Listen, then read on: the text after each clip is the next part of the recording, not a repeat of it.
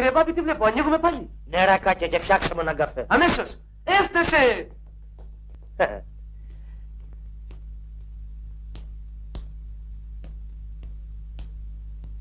Καλημέρα σας. Για μάθηση ή για ξεμάθηση? Και τα δύο. Ακούστε κύριε, εγώ έμαθα και ξέμαθα. Παντρεύτηκα και ξεπαντρεύτηκα. Και δεν θέλω τα ραβέρια ούτε με εσάς ούτε με το εργοστάσιό σας. Πηγαίνετε. Μα πρέπει να κουβεντιάσουμε εμείς οι δύο. Μπα, και τι έχουμε να πούμε εμείς οι δύο? Πολλά. Εσένα σε έδιωξαν και την παντρεύτηκες. Εμένα το ίδιο. Δεν καταλαβαίνεις. Και τι θέλεις τώρα, να παντρευτούμε οι δυο μας? Πηγαίνετε κύριε, εγώ δίγαμος δεν γίνομαι. Το λουκούμι σας κύριε Μπάμπη. Ποιο λουκούμι? Σου είπα εγώ λουκούμι? Σ' όλο το έργο περιμένω να μου φέρεις έναν καφέ και μου φέρεις λουκούμι. Καλά κύριε Μπάμπη. Έφτασε. Άστον, σε άλλη ταινία. Λοιπόν,